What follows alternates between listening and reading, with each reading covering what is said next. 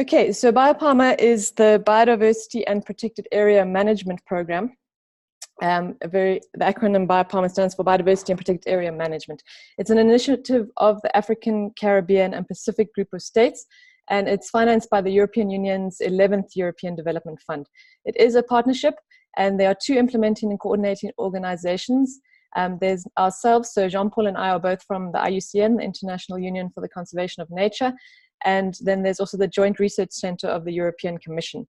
So IUCN's role is mostly in terms of the global protected areas and biodiversity conservation expertise.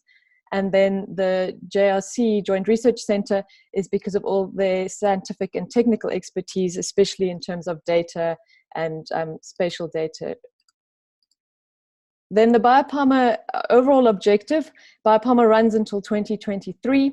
And the overall objective is to contribute to improving the long-term conservation and sustainable use of biodiversity and natural resources in protected areas and surrounding communities through better use and monitoring of information and capacity development on management and governance. Just a few things to highlight in the overall objective and in terms of how they relate to the action component. Proposals do need to align with the overall BIOPAMA objective as well as the action component overall objective, which Jean-Paul will describe. And that is especially in terms of management effectiveness and governance.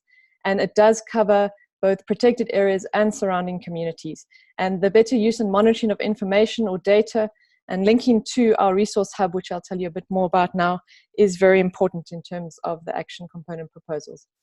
So the BIOPAMA program covers 4 main regions. There's the Caribbean, the Pacific, Central and Western Africa, as well as Eastern and Southern Africa. For the action component, it is divided into 6 regions. Jean-Paul will describe the funding for each region, but Central and Western Africa are 2 regions in the action component, and Eastern and Southern Africa are also separate regions for the action component. So you will see, for those of you familiar with BIOPAMA, that we talk about 4 regions for the overall BIOPAMA project, but there are 6 regions covering 79 countries for the action component, and more than 9,000 protected areas in this region in terms of both terrestrial and marine. So just the overall BIOPAMA program has sort of 3 main pillars with capacity building covering all 3 of them.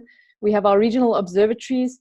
Then there's an overall reference information system, which is at a global level based at the Joint Research Center, with the regional observatories feeding into this reference information system. And then we have the action grants. And the idea is the action grants will also feed all information and data into the reference information systems and the regional observatories.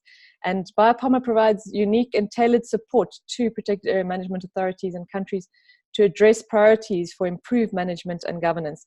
And the whole idea of the program is to collect data and do capacity building related to informing more effective decision making. And that is why our slogan that you'll see on all our BIOPAMA branding is from knowledge to action for a protected planet. So how do we use knowledge? And that's the same with the action component grants, is we want to really see action on the ground based on knowledge created through the gathering of data or through diagnostic tools that Jean-Paul will describe in more detail. So just quickly, a last slide from me is just an infographic to show you how the program works. So we have a number of protected area issues, which I'm sure you're all very aware of, which is why you're on this call. And then we have the BIOPAMA mission and different strategies. So the idea is that we have the support to the regional hubs or regional observatories for Eastern and Southern Africa. Ours is based at the Regional Center for Mapping of Resources for Development in Nairobi, the RCMRD. And ours is called the Regional Resource Hub. And the idea is that we'll have reference information systems within these regional hubs or regional observatories based at SADC, or the Southern African level, the East African level, as well as the Indian Ocean level, and then linking to national portals or national databases and information systems. From this, using assessment tools and gathering data, doing capacity building, and then the action grants. So how do we then do action on the ground? And then you have various outputs, which will be knowledge products, reports, plans, studies, as well as advocacy campaigns and policy dialogue. So again, to really feed that knowledge to action with the results and then the impact on the ground, which is where we really want to see the action grants reaching that level. So I'm now going to hand over to Jean-Paul to discuss the action component.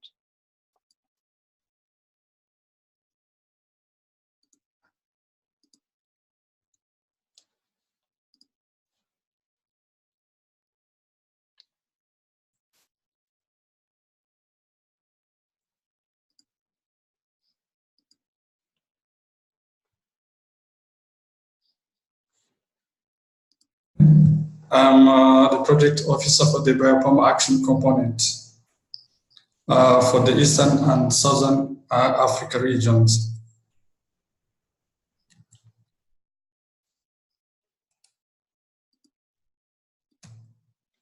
So, in this presentation, we look at the BIOPAMA Action Component in terms of objectives, budget, types of grants. And I will really be focusing on the current open call for proposals about the medium grants. So I will explain the eligibility in terms of actions, in terms of applicants or organizations that are interested in applying for the medium grants, in terms of activities and budget and etc. I will also give a brief overview of the IUCN environmental and social management system considerations in the proposals under BIOPAMA Action Component. And I will also explain application procedures for the medium grants. And I will also present to you some of the questions that we've received so far about BIOPAMA Action Component and the medium grants and the answers. So the overall objective of BIOPAMA Action Component is to improve biodiversity conservation in priority areas through funding tangible on-ground actions that address management and governance priorities that are identified by diagnostic tools. So really, tangible actions on the ground is key. And I will be explaining later what we mean by diagnostic tools. Specifically, BIOPAMA Action Component aims at enhancing the management and governance of protected areas and conserved areas in priority areas. For example,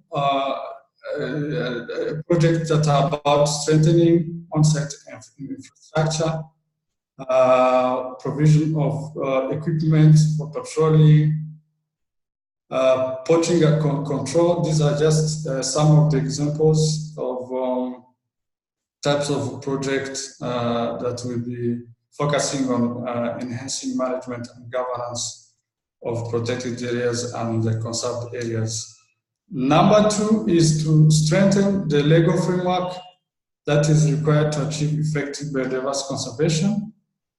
Number three is support to local communities initiatives that aim to enhance the livelihoods of local people while effectively contributing to protected areas management. In terms of total budget of the BIOPAMA Action Components, we have 21 million euros that is allocated to the 6 regions that Sue has already mentioned. So in each region will have 3 million, and there will be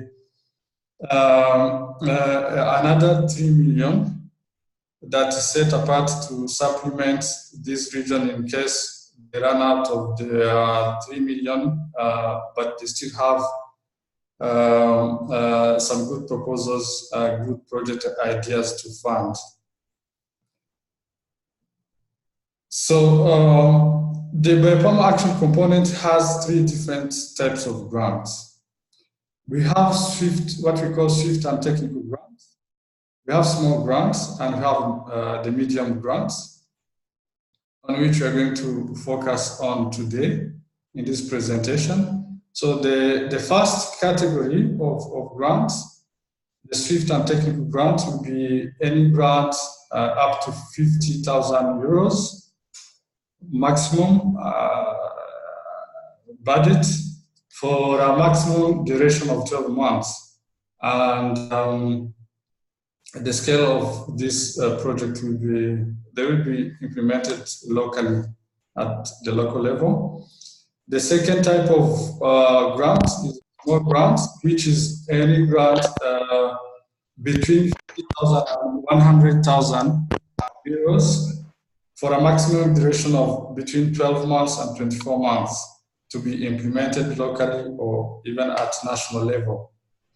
The medium grants, grants between 100,000 and 400,000 euros for a maximum duration of 36 months to be implemented at national or regional level. Now, what are the criteria for a project proposal to be accepted for funding under BIOPAMA Action Component medium grants? So these are the following criteria or some of the considerations for a project to be accepted for funding under BIOPAMA Action Component medium grants. The duration, a project must have a maximum duration of 36 months and should be located in priority areas. These priority areas are, for example, key biodiverse areas or any other type of protected areas with importance that has been justified by diagnostic tools. I will explain this term diagnostic tools later. And they should address priorities in terms of management and governance of protected and conserved areas.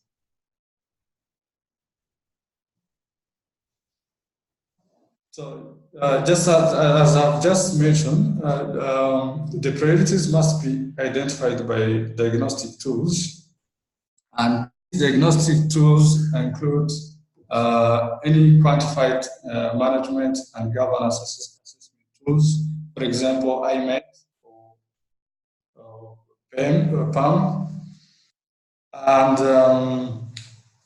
they also include strategic documents, for example, protected area management plan or national biodiversity strategy and action plan. And they also include, in case these other two are not available, any validated study by management authorities of these protected and conserved areas can be also used to identify priorities for actions.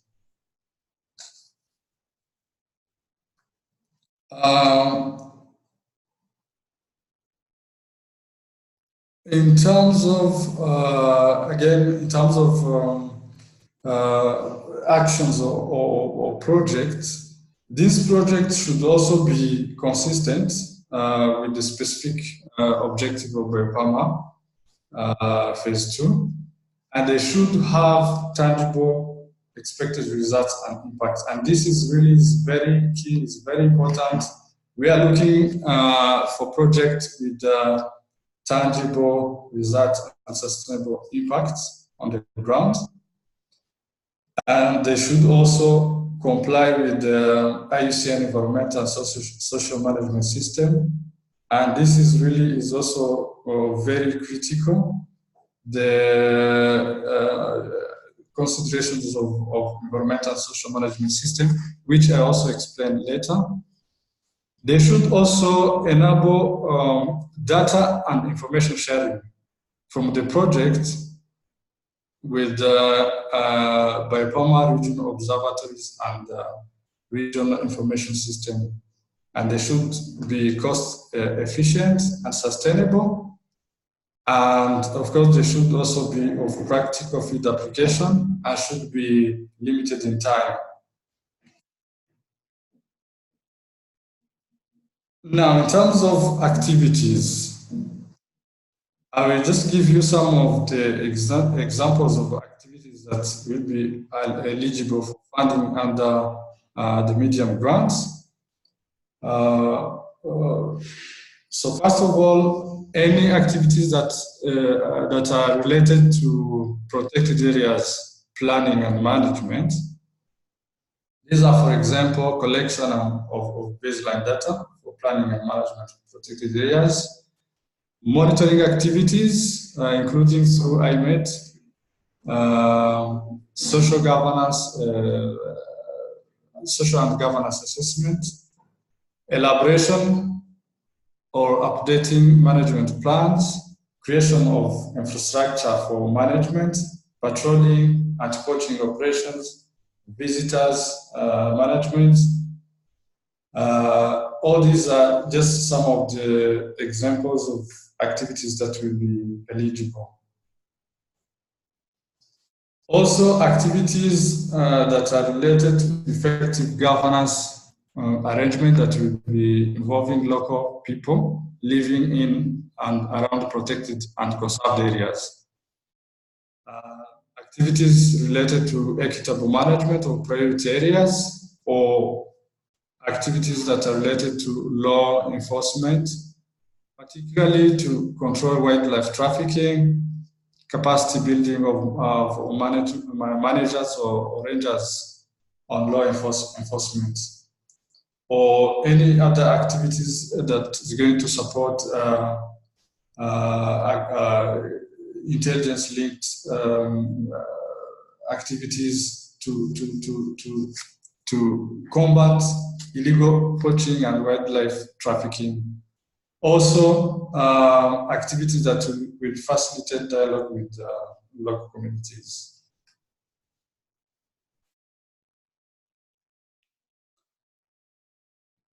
Other examples still of activities that are eligible under the medium grants. Activities that are related to enhancement of institutional and legal frameworks for biodiversity conservation and sustainable development.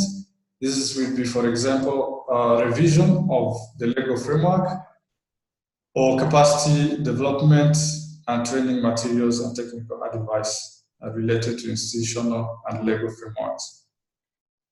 Also, activities that are related to mitigation of threats in priority areas, to climate change mitigation, resilience and adaptation strategies in priority areas, and also activities that will be supporting sustainable livelihoods of local communities, vulnerable people, and other indigenous communities living in priority areas.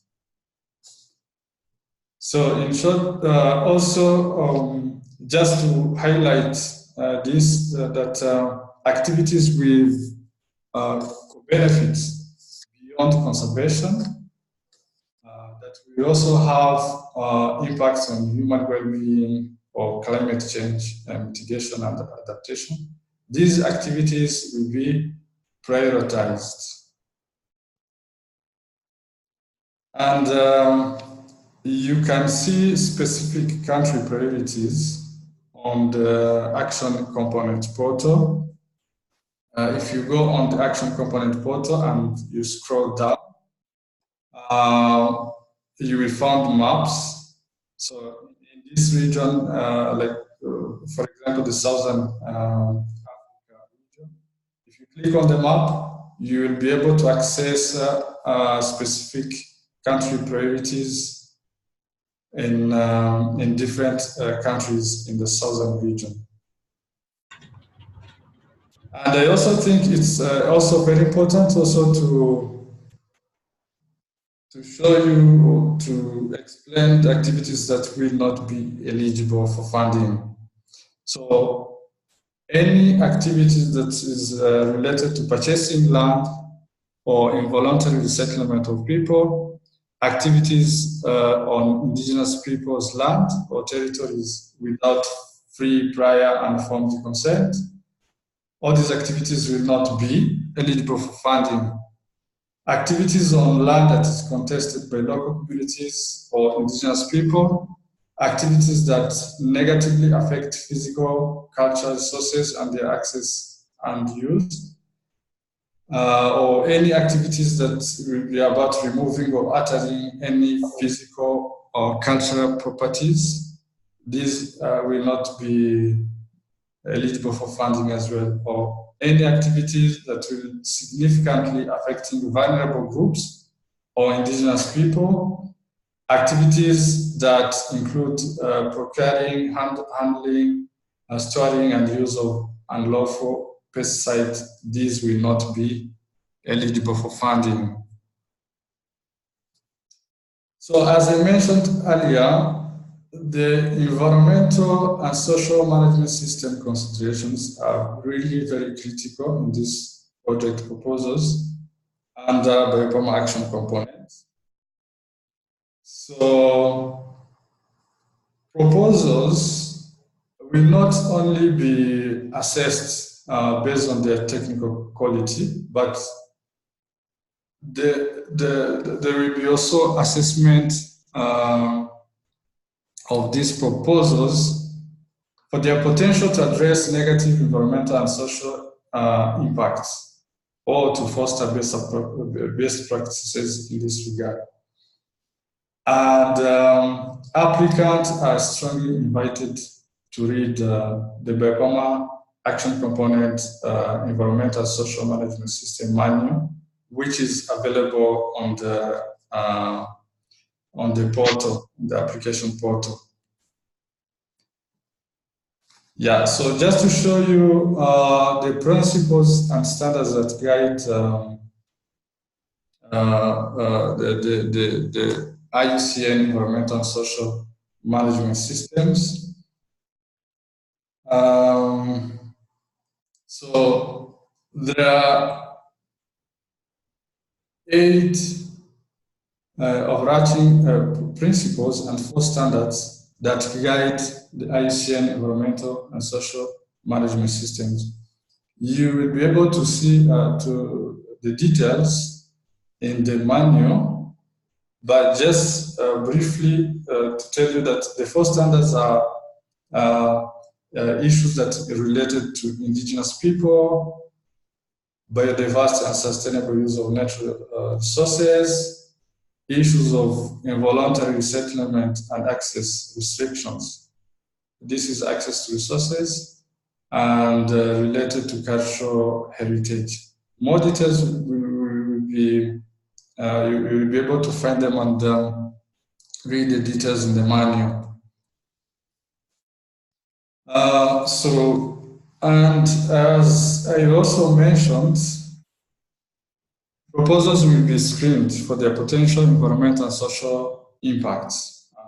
And this will be based on the ESMS screening questionnaire.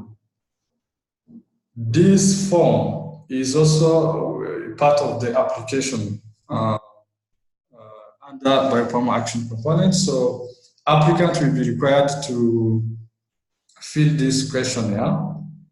And with this questionnaire, we will be able to see whether or how the stakeholder engagement plan, how the stakeholder engagement has been conducted by the applicants. And we will particularly look at the engagement of women. We will check whether there has been any concern that has been raised during project design for BIOPAMA Action Components. And we also check whether any of the 4 standards that I've mentioned, whether any of these 4 standards have been triggered by the proposed project, and other social and environmental impacts or risk, for example, risk of aggravating gender imbalance or risk to vulnerable groups.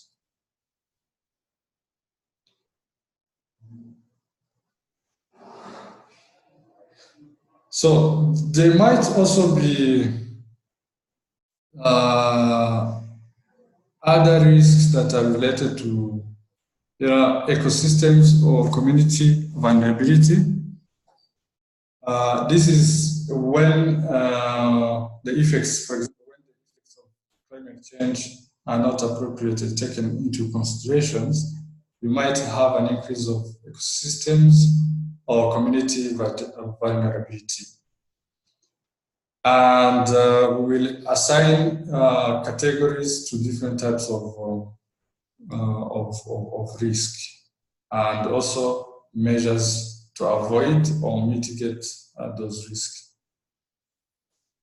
So please read the details about this environmental and social management system in the manual, which, as I said, is available on the BIOPAMA Action Component portal. So in terms of financials and budget, so applicants will be required to co-finance their proposed projects with 5% of the total budget.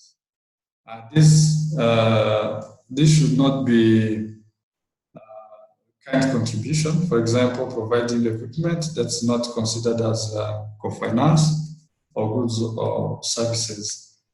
And also any project under BIOPAMA Action Component cannot be co-financed by another European Union funded project. And the applicants, they must show sufficient capacity in financial and technical management of the proposed their proposed project. And there are two types of budgets in which applicants can choose. They can either choose to apply for the actual cost or to apply for a simplified cost. In the next webinar, which will happen on the 22nd August, in the next 2 weeks, there will be a whole session about budget. So these two concepts will be explained in details in the next webinar. So please don't miss the next webinar on the 22nd August. The maximum management fee is 7%, and that is the rules of the funding from the European Union. And also, it's very important to also clarify that the beneficiaries of BIOPAMA Action Component cannot provide financial support to third parties through sub-grants. So the sub-granting mechanism is not acceptable under BIOPAMA Action Components. Now, in terms of eligibility for organizations to apply, so different types of organizations have different conditions of eligibility. The local civil society organizations, NGOs, local non-profit organizations, local CBOs, the small socio-professional and for-profit organizations with an annual turnover below 2 million euros, municipalities and cities. Organizations in these categories may only apply as co-applicants. They cannot apply as lead applicants, and they must partner with other organizations at the national, regional, or international level. Organizations that fall under category of protected area or conserved areas, managing agencies or NGOs that are managing protected areas, they may apply as lead applicants only if they are part of a consortium with other organizations at national, regional, or international level. But they can also apply as co-applicants. Now, national or regional network of protected areas, national civil society organizations, national NGOs, national non-profit organizations, national authorities and agencies, they may apply as lead applicants or co-applicants.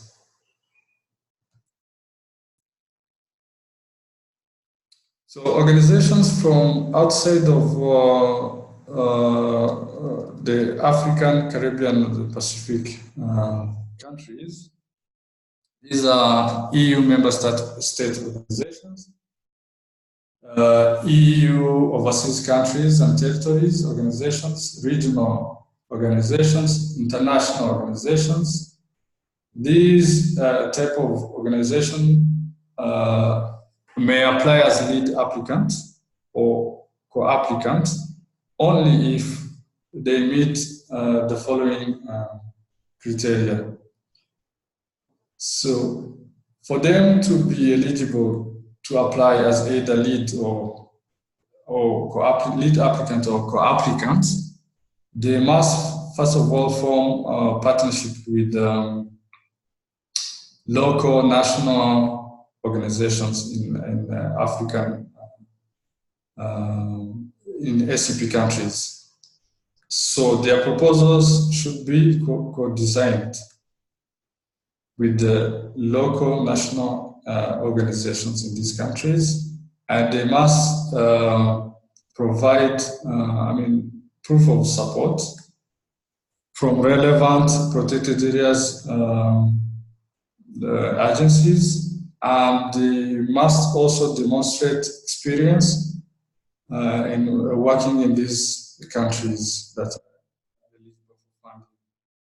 So, just to summarize what I was talking about in terms of these international and regional organizations and EU state member organizations, so their project should be based on a partnership in a consortium with other national local organizations as co-beneficiaries.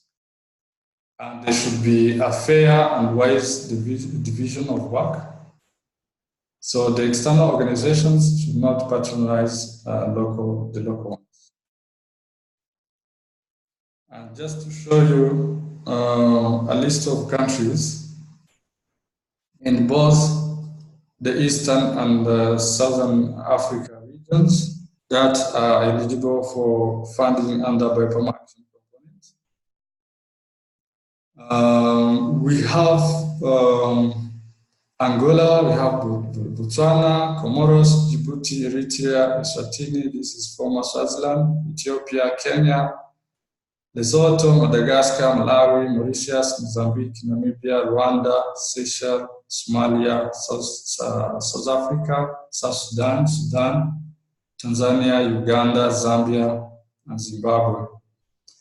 And for South Africa, because South Africa is no longer considered as a developing country, so they will not be eligible for projects in their countries, but they can apply for project that involves transfrontier conservation areas. So the project that involves other countries.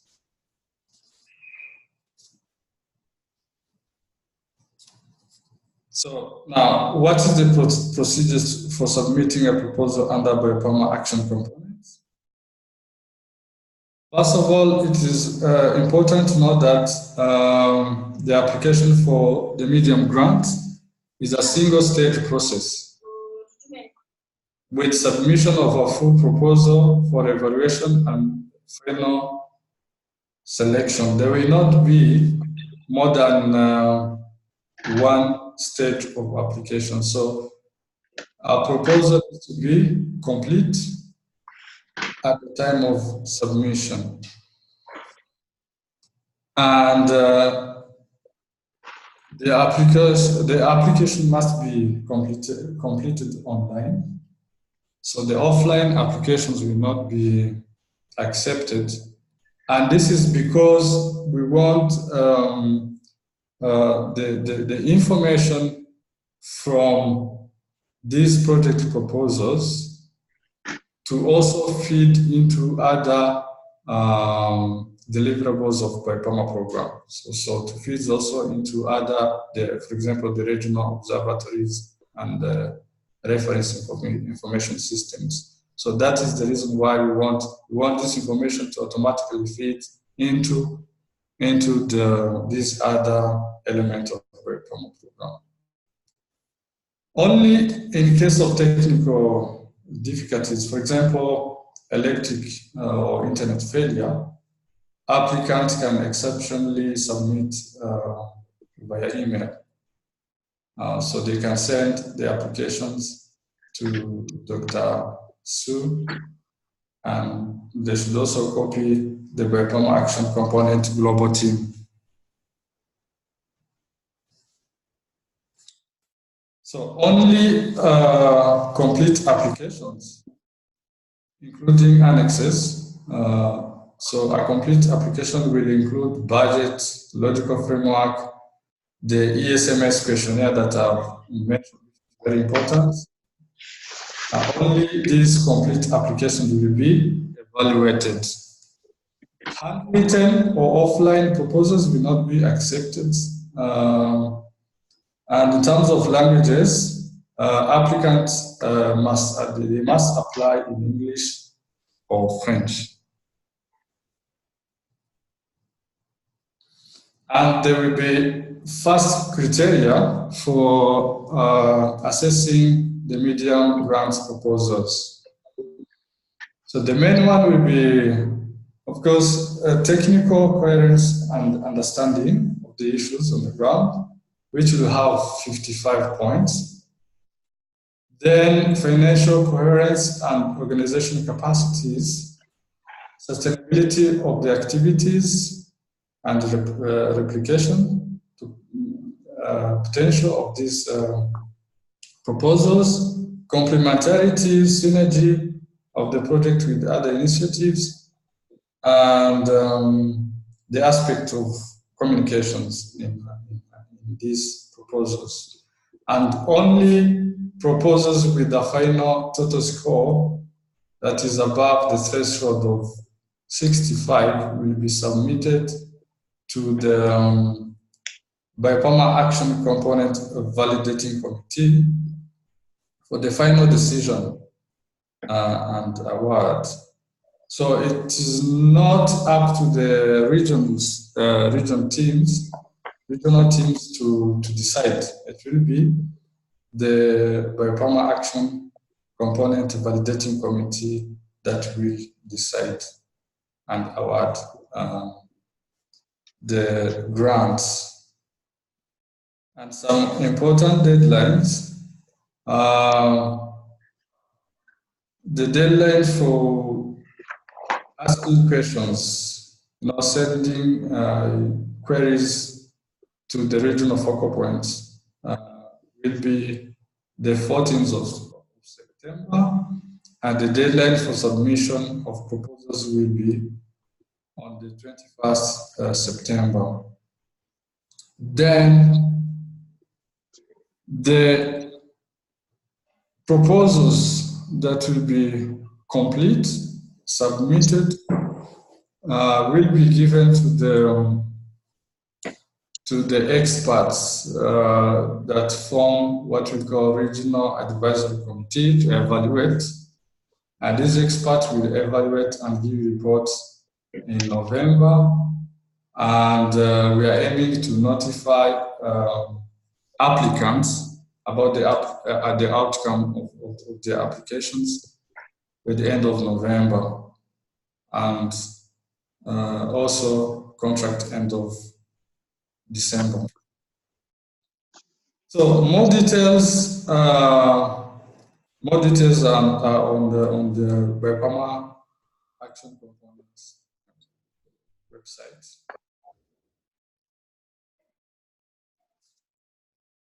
And here is just a sample of some and answers that we've received for the BIOPAMA Action Component and the medium grants.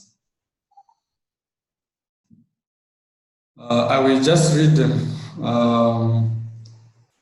And if you also have questions, more questions are also available on the BIOPAMA Action Component portal. So some of these questions, one says, for example, what is a validating study by protected and conserved areas management authorities? This is any study as long as it has been validated by the management authority. Is there a minimum project duration for medium grants? The minimum duration should be 12 months, but of course the budget needs to be realistic and the project needs to have tangible impacts. In which exceptional circumstances applicants can submit their applications offline, as I mentioned, in cases of electric or internet failure, and applicants must present proof for these. If an international NGO is registered in both Africa and the Pacific, for example, can they apply for 2 proposals in Africa and 2 in the Pacific? The answer is yes, because BIOPAMA has a regional approach. So it is 2 applications. What is the difference between a local civil society organizations, NGO, and national ones? So the answer is that this is related to what is described in the logo, the legal status of and geographical focus of these organizations. Can there be more than 1 co-applicant per proposal? The answer is yes. What does a formal support from Africa, Caribbean, and Pacific national agencies? By formal support, we expect a letter of support, because email is not a strong evidence from legal point. Can the purchase and maintenance of a vehicle be accommodated under these medium grants? The answer is yes.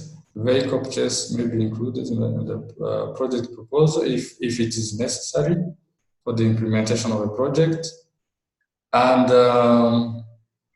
this should be budgeted under the category of equipment and supplies for the project. Is it possible to sub-grant our partner? This is the question that we received from one of the potential applicants. Sorry. So the answer is no. Sub-granting is not allowed, because the recipient of the grant, they cannot redistribute these grants to third parties. But of course, we encourage partnerships. So if you really want to support also local organizations, you can form a partnership with them, and in this case, they can also benefit from your project. Is there any flexibility on the maximum 7% management fee? The answer is no, because BIOPAMA is governed, as I said, by the rules and regulations of the European Commission. And this 7% is the maximum. So my take-home message today is that projects should have tangible results and sustainable impact. This is very, very important for the project under BIOPAMA Action Component. Number two is that the environmental and social management system ramifications of the BIOPAMA Action Component project will be taken very seriously. So please read the manual and make sure that you understand the questionnaire, the SMS questionnaire, before you submit your applications. Activities with co-benefits beyond conservation that also have benefits on human well-being or climate change mitigation and adaptation will be prioritized. And stakeholder engagement is very fundamental. Of course, this is very important for a project to have an impact or even have sustainability. And complementarity and synergy with other conservation efforts that are going on is also very important. Please read the guidelines, and if you have questions, please contact us. Thank you very much for your time.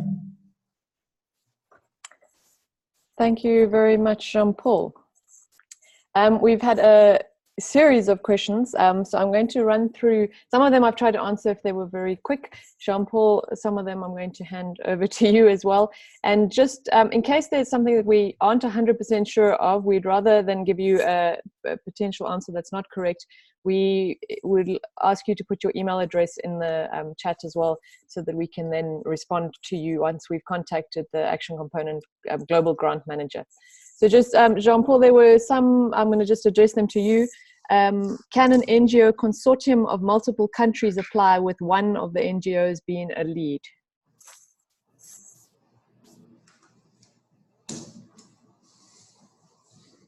Thank you. Yes, and of course,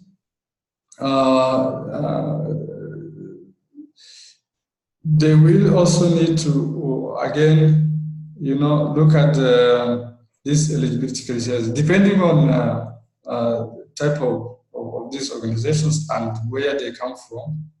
For example, if they come from outside the ACP countries, they need first of all to fulfill those criteria, to have experience in these ACP countries, to have formal support from these countries, and also, they can freely form a consortium and apply under the BIOPAMA Action Component. Great, thanks. And can regional intergovernmental organizations apply? Yes. And US organizations with branch offices in the region? They can apply, but again, it's very important, and I want to stress this again. They must demonstrate experience working in these countries. I mean, countries that are coming in ACP countries for the first time to implement projects will not be eligible. Thanks. And British-based organizations in the face of Brexit, I don't think there is an issue, but Jean-Paul? Again, that applies that they have to have experience in the country. Yeah. Yes. And okay, I've written some responses. So for other countries, for the Caribbean and West and Central Africa, please have a look at the Action Component portal. All the eligible countries are listed there. The Caribbean region has also done a webinar, which is available on the BIOPAMA YouTube channel for anyone specifically interested in the Caribbean. And then the targeted, we've had a couple of questions on this as well, is there's a request for registration numbers for the targeted priority area. That is the WDPA number that the protected area that you are going to be working in has. That's the number that they're looking for, Jean-Paul. Sorry, I didn't get the question very clearly. So they ask, in the application form, it asks for the registration number of the protected area. That's the WDPA number. Yeah, that's exactly, yes. And I did respond for the capacity development project. Is the emphasis more on law enforcement? No, it is not. Any capacity building, but law enforcement capacity building is allowed. That was just why it was mentioned specifically, but that is not the emphasis. And I'm just going through them here. Jaco, did you get an answer for your, do all proposals require a letter of support from government? I think ideally if there is a letter, and it would be from the protected area agency authority for the area where you will be working, is ideal. And the application form unfortunately is not available in a Word format, and the reason for that, Jean-Paul did outline it in the presentation, is that the online application is so that all information gets fed into a dashboard system, and also directly links to the regional resource hub and the regional reference information systems, because we do want all the data and information coming from these proposals to feed into a system. And so there isn't a Word version, though there is in the operational manual, in the annex, there is a proposal form there, so you can look at that and see what will be required. But on the Action Component portal, you can save the application and go back to it as well as you're developing it. But please don't forget to submit before the deadline. Often people feel like they've been working on it and then they forget to actually push the submit button. There was also a question about a minimum period of 1 year for the medium grants. Just going through the rest. PRAG guidelines. Jean-Paul, I'm not familiar with PRAG guidelines. It says, do the PRAG guidelines apply? Do you know what those are? I'm not familiar with that one. Are they related to? I don't know. Fabian, I'm not sure who that. If you could just explain. Let me unmute you quickly. Could you explain your question? Hi there, how are you? Yes, it's just the PRAG is the EU guidelines that govern the European Commission. Our team was wondering if IUCN guidelines apply or the EU's guidelines apply for compliance issues. Yeah, for those safeguard issues that I've mentioned, it is IUCN guidelines. Okay. Thanks. Then sub-grants are not eligible, but would it be possible to provide in-kind grant instead of money? I'm not, does that mean capacity building? Unmute. Luciano, what did you mean by in-kind grant? I mean by in-kind grant, for example, the equipment for ecological monitoring or something like that, to provide to local people, local communities who are responsible for the patrolling. And okay, thanks. Jean-Paul, I mean, you're assuming that you buy the equipment with the grant and then give it to the community. Is that what you mean?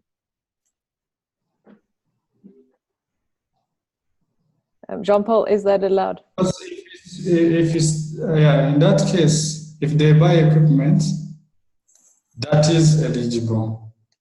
Okay. Because here, what we are looking, I mean, the idea here is that there must be, you know, the actual expenditure. So if they buy equipment, then I handle them to like local organizations. I mean, the partners in the project. I think that is fine. And then there was another. Thank you. Thanks, Lucian. Then there was another one of from Daniel. In terms of sub-grants, does that mean contractors or consultants may not be used by the applicant in the action?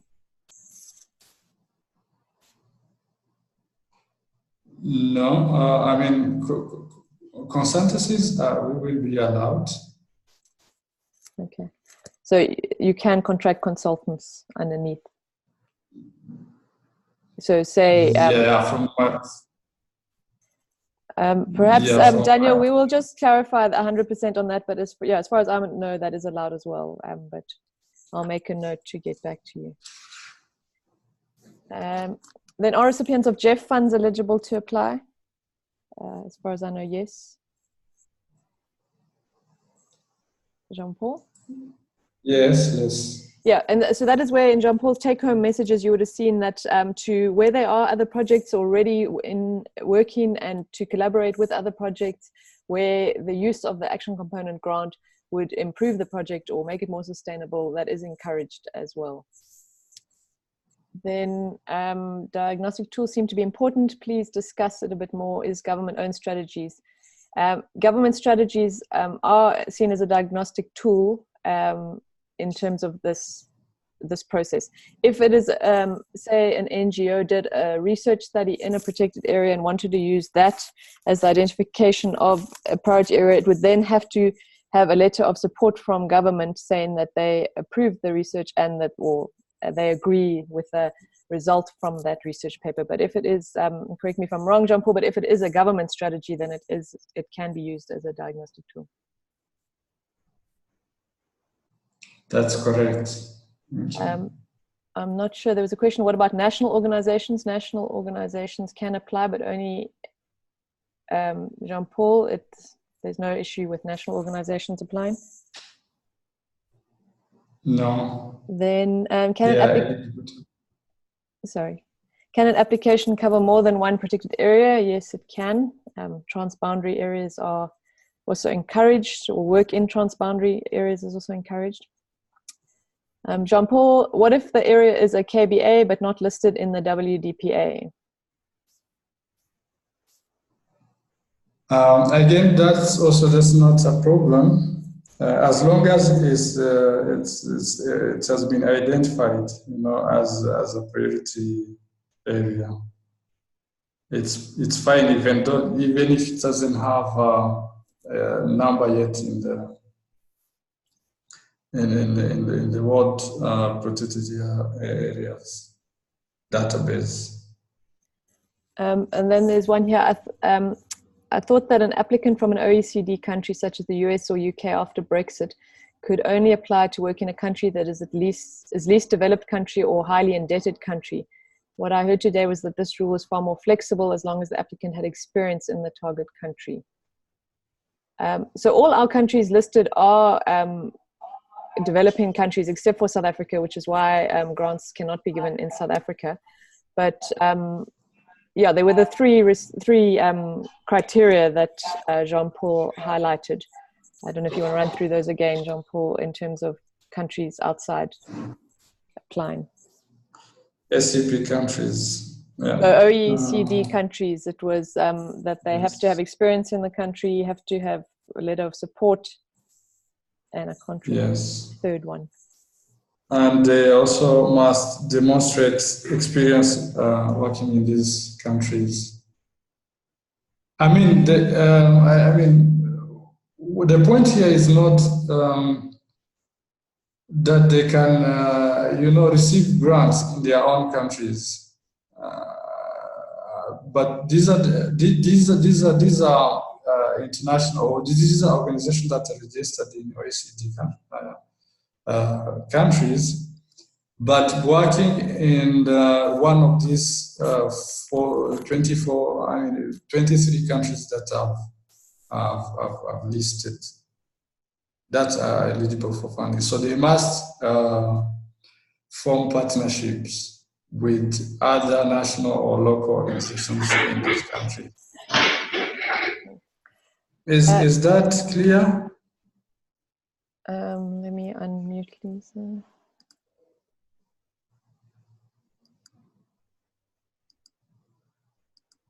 Oh, it's not unmuting, I'm not sure why. Lisa, can you just, did that answer your question? So I don't know why it won't let me unmute you for some reason. You might need to. Oh, I have to unmute. Yes, I was going to say you need to unmute yourself. No, I'm more confused now. Perhaps if I didn't get a chance to see all the 24 countries, I was basing this on the rules in the Prague rules as regards eligibility of OECD countries, where it talked about the least developed, and then the list of the sort of standard list, there's a list of the least developed countries, and then there are other low income and then lower middle. So a number of African partners actually they're eligible, but the African countries would fall in the lower middle income. Okay, yeah, so I think it's best to use our operational manual, the actual BIOPAMA one, for the countries on that list, and then that is what applies to these grants. Okay, that's so that might kind of. It is slightly different. List, which is useful because there were a couple of issues also in the Pacific about whether they'd be eligible. So, okay, that's good. Thank you. Then Jean-Paul, are app tools development and support projects eligible?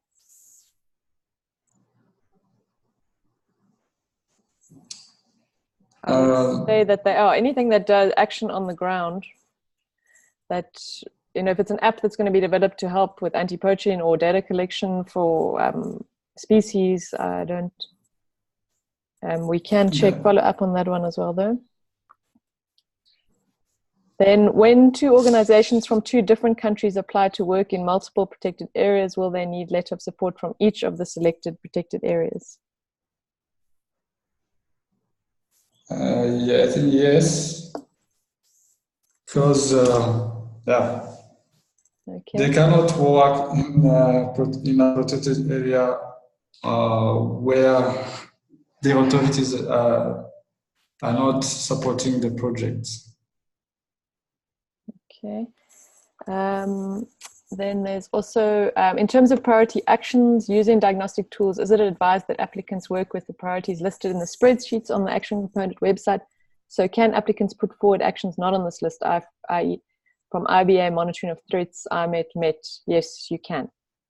And just for those of you unfamiliar with IMET, the Integrated Management Effectiveness Tool developed under BIOPAMA, we will also be having a webinar on that in the coming couple of months as well. But yeah, any diagnostic tool, even if the priority area is not listed on the Action Component website, but you have a MET that has information related to that can be used.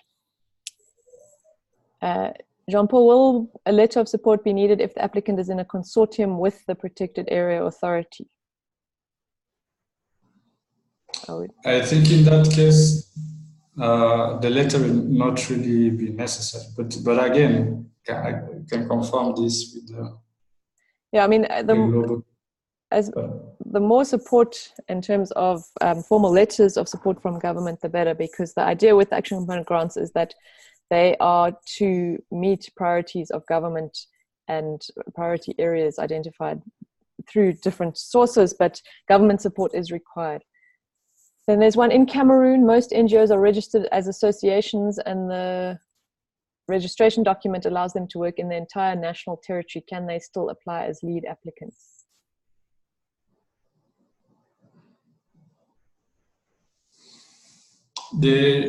They operate at national level. Yeah, they are registered as associations, and the registration document allows them to work in the entire national territory. Can they still apply as lead?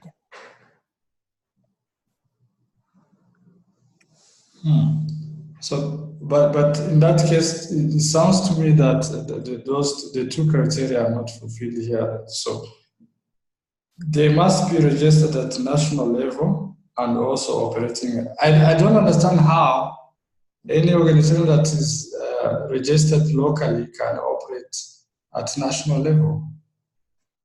It sounds like. I've unmuted the person who asked the question.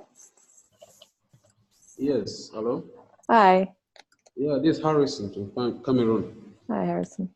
Yeah, for example, our organization, AJESH, is registered under the Ministry of Territorial Administration. The ministry has given the right to the divisional officers to register associations, and they are allowed to work in any part of Cameroon. For example, we are based in the southwest, and we still work in far north and other parts of Cameroon. So we've always had funding from the FEED and other international bodies that we work at national and cross borders. So because it's a very difficult process to acquire the national, maybe a legal paper at the national level. So that process is decentralized to divisional officers in Cameroon. So just Harrison, just yeah, for me to understand clearly. So if you do not have mandates to operate at national level, is it possible to get? Because I'm wondering that it will also be difficult to even get support from the protected areas management or national agencies for your project if you do not have a mandate. That's what I'm saying. That's what I'm saying, that in Cameroon, the moment you are registered as an association, you can apply, you can work in any part of Cameroon, and we've been working in other protected areas out of our out of the region of registration. Okay. It's also for information's sake, so that some associations should not be penalized from Cameroon for that reason. I see we have Tanya on the line, the BIOPAMA coordinator from Central and West Africa. I don't know, Tanya, if you have an answer for this, or if not, that we can follow up. Yes. Hi, good morning, everyone. I'm Tanya Merceran, the regional coordinator for West and Central Africa. Thank you for your answer. And I think this is something we need to address with the MINFOF in Cameroon, because they are the national authority responsible who should normally be able to deliver this letter. So if the MINFOF is the institution that delegated you this authority, we would probably just need the letter or some kind of official proof of that. But other than that, I think the letter is still required. You mean MINFOF? Yes. The minister himself, or the conservator of the protected area? Well, the conservator will have a delegation of power from the ministry, not maybe personally the minister, but the institution. So yes. Yeah, because if it's more of a letter, I think the letter of support from the conservators covers they will support the eligibility of the associations that are applying. Okay, I think this is quite a specific question, so maybe we should take it offline and discuss it. Yes. I don't know, maybe if you'd like to just provide Tanya with your email address, and then she can get in touch with you. Okay, our email is, let me say, you can just put it in the chat there to Tanya Merceron. Yeah, and I think I have your email, Harrison. I can Jean-Paul has my email. Okay. Yep. Okay, perfect. Thank you. We'll follow up with that offline. Then we are also registered as a national umbrella association. Okay, so Joyce has also had the same thing. And then, can a US NGO form a partnership with an in-country government agency for implementation? Paul? Yes. That is allowed. That's allowed, yes. Okay. Are there any other questions? What we'll do is, I've also noted all these questions as well, and they will also be loaded onto the Action Component portal under the questions and answers section there as much as possible. And as Jean-Paul did mention, they are also available there, and there are numerous other questions there. So please do look at the operational manual and those questions on the website for more information. There's one last question, and then I think I need to close the webinar. Following up on my question on eligibility of app, this is intended, facilitate on-the-ground assessment monitoring. No, we will also assess that and put an answer onto the question and answers on the website related to that. But thank you all very much. I hope that we tried to answer most of your questions. There's one more that's just come in. Applicant can apply for more than 2 proposals in different regions. Yes, so an applicant can be a lead applicant on 2 proposals per region. So that means West, Central, Southern, and Eastern Africa are different regions. So you could have 2 proposals in Central Africa, 2 in West Africa, 2 in Southern Africa, and 2 in East Africa.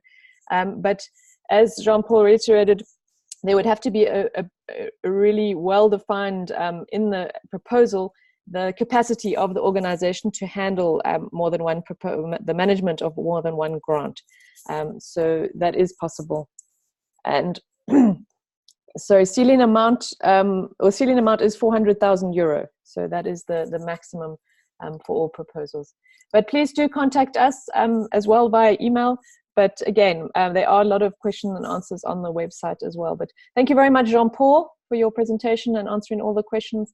And thank you all participants. And please don't forget about the second webinar on the 22nd. There will also be a French one now at 12 for those who are interested. And the 22nd will focus on the financial, the budgets, and submitting a budget for this proposal, and also the log frame and the proposal application form in general. Thank you all very much. Okay, thank you.